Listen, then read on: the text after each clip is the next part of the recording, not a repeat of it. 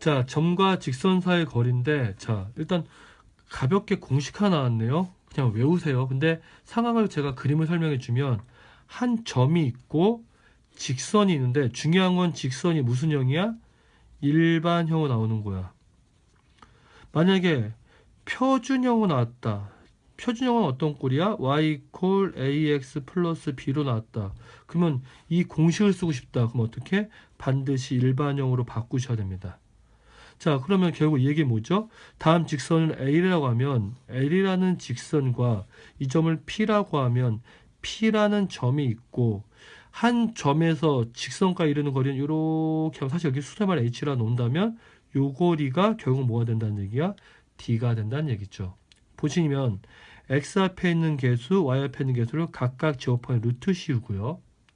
그 다음에 X 대신에 X1 y 대신에 y1 넣는데 여기에 보면 절대값 들어가 있지. 왜? 길이는 항상 0보다 어떻기 때문에? 크기 때문이죠. 됐어요? 자, 그러면 넘겨볼까요? 점과 직선 사이의 거리인데, 자, 사실은 여기 이렇게 되어 있네요. 이거 볼까? 좌평평에서 두 점 사이의 좌표를 구하는 공식을 이용하면 두 점 사이의 거리를 구할 수 있다. 근데 직선 밖의 한 점과 직선 밖의 공식이라고 자꾸 얘기해요. 공식. 공식은 어떻게 해야 돼? 외운다.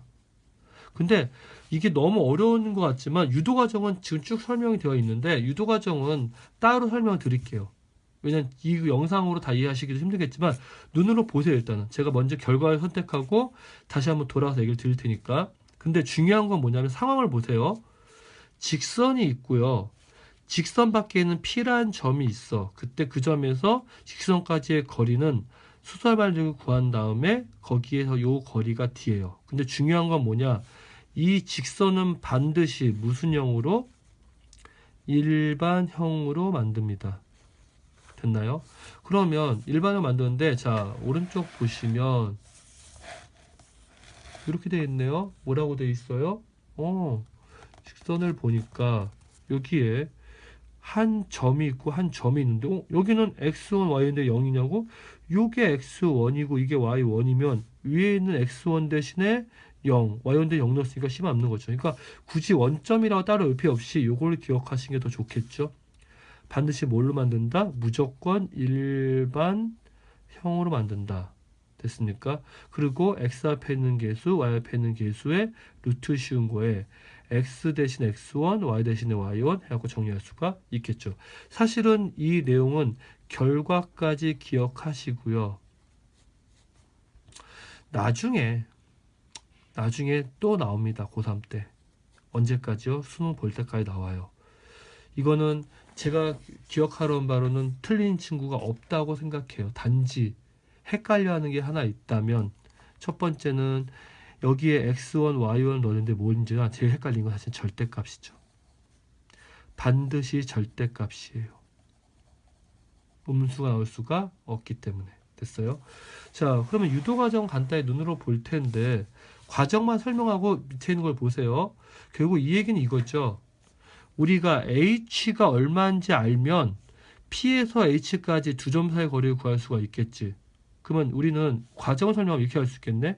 ph의 직선의 방정식을 구해요. 어떻게 구할 수 있죠? 첫 번째 기울기는 L의 기울기에 어떻게 수직하죠.